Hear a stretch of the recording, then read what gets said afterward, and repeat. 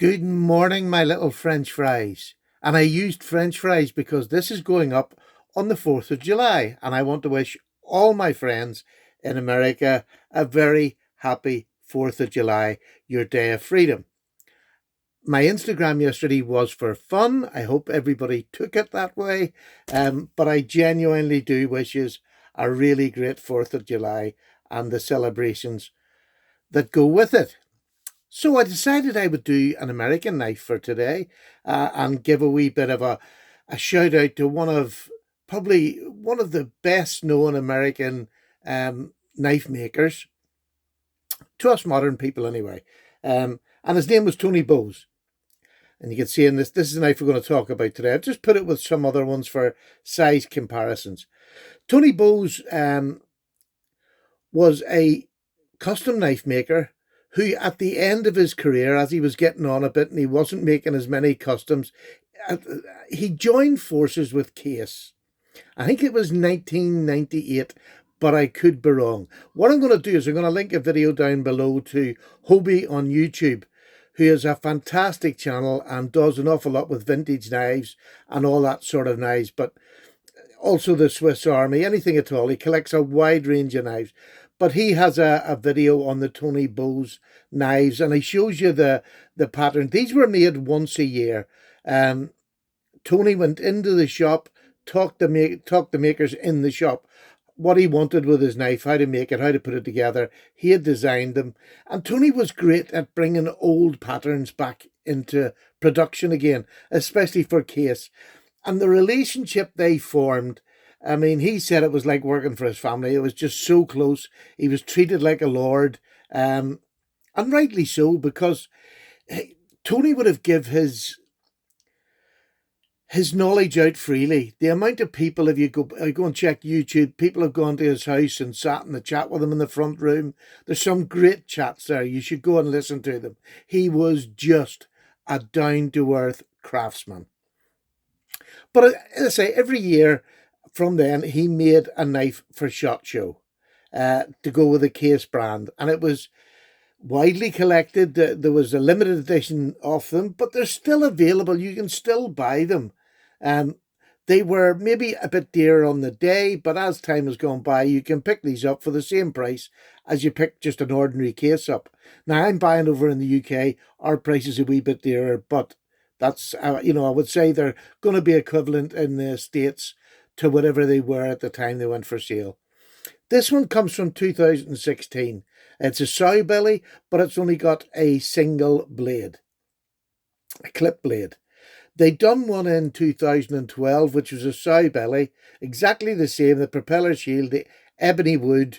This probably the most popular shield that they done. I think they've done a Federal shield and maybe one or two others, but the most popular over the years has been this propeller shield and the ebony.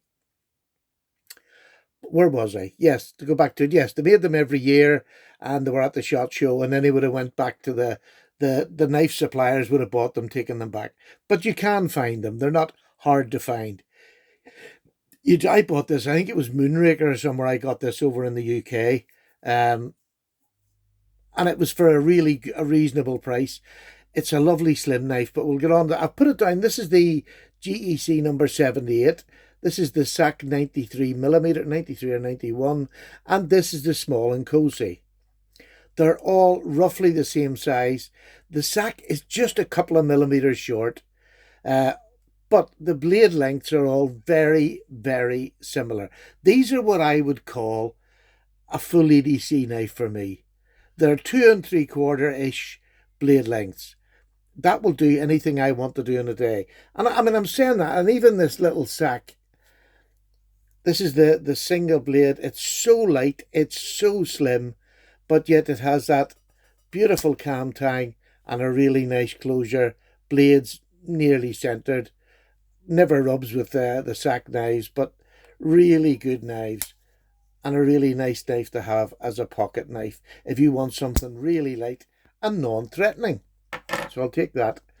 I'm going to move the GEC up and I'm going to take away the small and cozy, one of my favourite little EDC knives for duties around the house anywhere at all. Can it be a work knife? Yes, it can. But it is just a beautiful precision-made tool. Now, the two, and you often hear these two, and the reason I'm leaving it to the last, people comparing Case with GEC. To me, that's an unfair equation. It doesn't work out. These are nearly double the price. Well, yeah, they are maybe 1 1/3 times the price of a Case. But they're made in smaller productions. There's more hands-on in these, I believe, than would be in the Case. These are more, a proper production knife. This is a small factory with more hands-on, I believe, and less automation. Now, I could be wrong, but so, and the fit and finish, they can take time because they're not making thousands upon thousands like Case do. They knock knives out by the thousands every day. These are smaller runs, and they're better able to keep control of the fit and finish. Now, am I saying that because Case knives have bad fit and finish? No. Now, in the beginning, I used to harp on at Case, but I was more or less following the trend of everybody else who was knocking Case, and I think they're in a position. There's Tony Bose's signature there. They're in a position where they've got to be compared to something, and there really isn't at the moment a comparable brand to Case that I know of. Rough Rider are trying to get their brands up to that sort of standard. They haven't quite made it yet. They do sometimes. But this knife is not 100% perfect. Slight gappage. That's the only thing. This little slight bit of gappage is the only thing. It does not affect the use of this knife. It does not detract from the style of this knife. It doesn't look bad just because there's a tiny little gap. It has got the most beautiful smooth cam tang. Really lovely closure. As near up the middle. Well, it's not up the middle, but you can see there, it's by no means anywhere near touching. And again, for handmade knives, that's just the way. I have really high-end ones that, over time move a little bit off the center. It doesn't matter. It really doesn't matter. You can get picky and look for it. If you're a collector, you're going to buy this and just set it in a drawer, then maybe that will matter to you. Look, you can already see I use this. I pocket this every now and then. I don't hard use it because I don't want to lose the edge, but I do carry it and use it for just everyday small tasks. I'll have another work knife with me in my pocket, but I enjoy it, and it does get marred up going in and out of your pocket, and I don't clean it every week or every month. Every now and then I'll get the glit and I'll just take it out and give it a shine up and take the scratches off. And that's all they are, just in pocket or in a slip. I usually keep this in a slip, to be perfectly honest with you. But it is a gorgeous knife. It's the perfect size. It is so slim. I mean, you don't feel it at all. A wee slip just into the pocket, you don't feel it.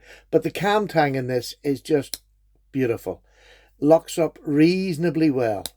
Well, it locks up well, but it's not a tough lock. But it has that high ricasso, so you can get your finger there and it's going to stop it closing. End of worry. That's the end of worry completely. It's got really well shined up blades. I'll get that off. This doesn't bother me. In the normal course of a day, I will not keep cleaning it. If it comes out and it gets a fingerprint, it stays there till I get home. But, it is a beautifully well finished knife. The grind on this one is really good. And I'll have to say, I have 1, 2, 3, 4, 5. I have 7 Case knives, and I would say the fit and finish in all of them is extremely acceptable, if not very good.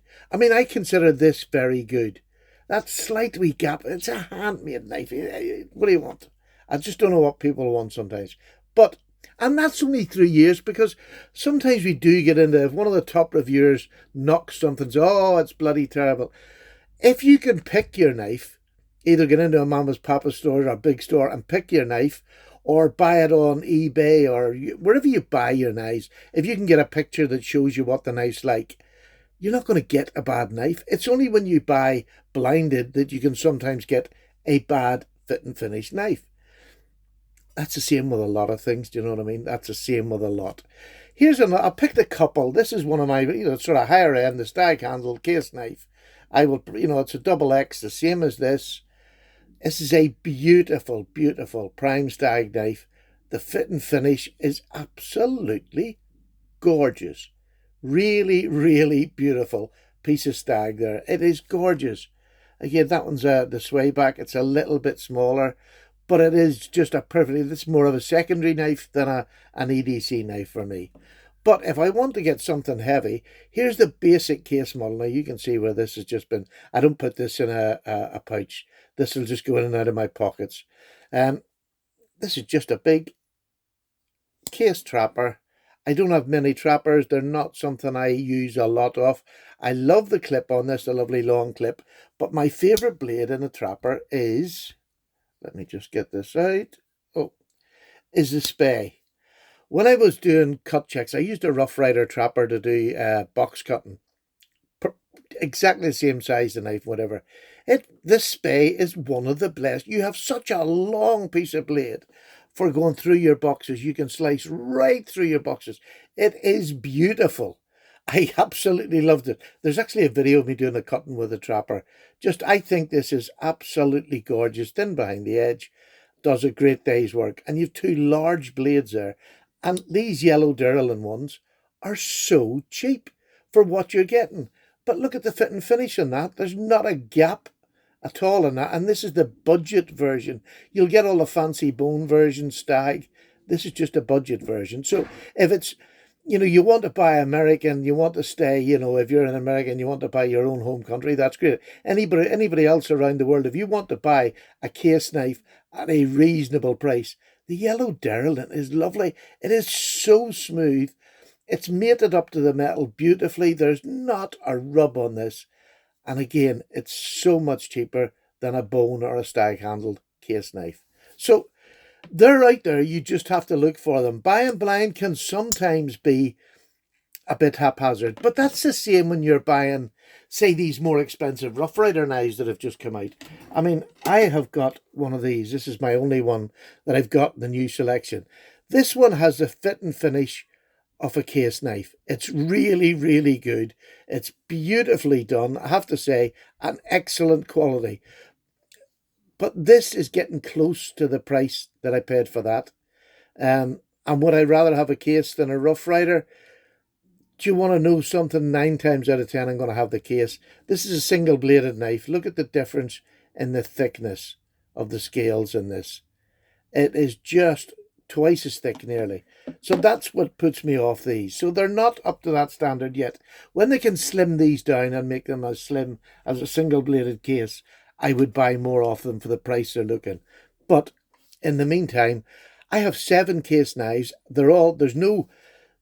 I showed you that there. Let me just show you that. That's not touching the sides or anywhere close to it. Yes, it's off center. How will that matter to anybody? I do not know, because it's the only, that and a slight bit of gap in there is the only faults on a handmade knife. I just find that absolutely not acceptable, but it's great for the price that they're charging. Now, if I had started to get gaps on my GEC, but I have got ones that got slight gaps, again, you really have to be careful what you're saying, because little gaps, little thin gaps, as long as it's not affecting, this knife has no movement whatsoever. None whatsoever. I just clean that and then stick my finger on it. There's no movement in this knife whatsoever, up or down or side to side. It is just such a good work knife if you wanted to use as a full-time work knife. Not a problem. Little bit of a recurve there, but once I sharpen that, I'll straighten that out before it goes on to the next sharpening. I don't want to do that too much, for the simple fact that I bought this as a memento, just a reminder of Tony Bose, who he was, what he done, and the benefit that you can have. Like Kershaw had, what do you call the boy from Hawaii? Made all the things that, it's gone out of my blooming head now. Anyway, to get a high-profile name in a company and use them as a... He was just the figurehead of Case. He really was. I don't know who runs Case at the moment, whether it is one of the Case. I have no idea. But I know Tony Bose, and I know he was involved with Case. And having somebody like that is such a benefit to a company. And it really gave them kudos in the knife world. Yes, they've gone through periods where their fit and finish hasn't been great, but every company goes through that, because it's usually to do with money and not having enough staff, or your staff leave, you don't have them replaced with a proper standard. So all knife companies, all products go through that, I believe. There's always a stage when it goes through. There's very few who can go through their whole life and not have little fit and finish issues, and that's all these are. But this is a gorgeous knife. If you want a work knife, if you want an EDC knife of high quality, this Case is. And so is that. And so is that. And I have another 4 in there. Have I got 4? 1, 2, 3, 4. No, 5 in there. So I have 8 Case knives.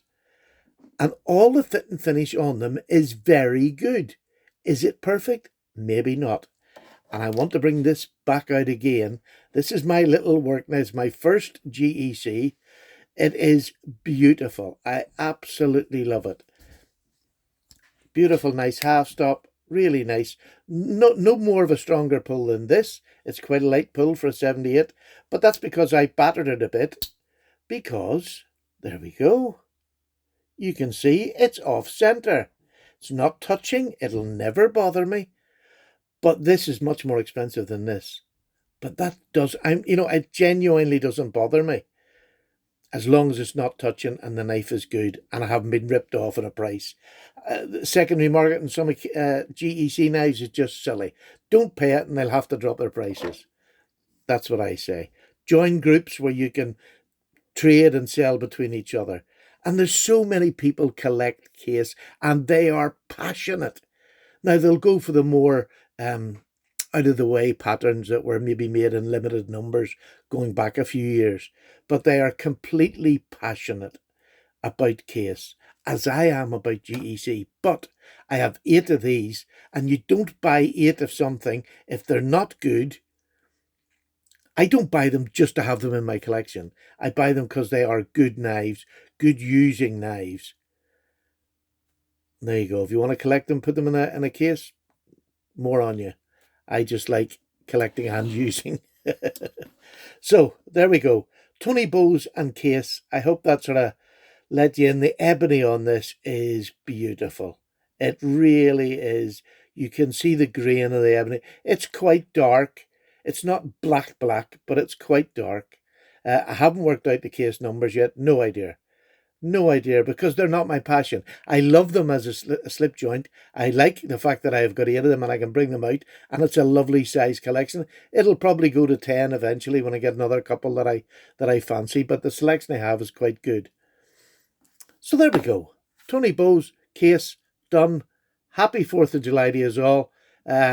Please take yesterday's Instagram with a pinch of salt. It was just Paddy having a bit of a laugh. All the very best now. Have a cup of tea time, Paddy? Yes. Bye.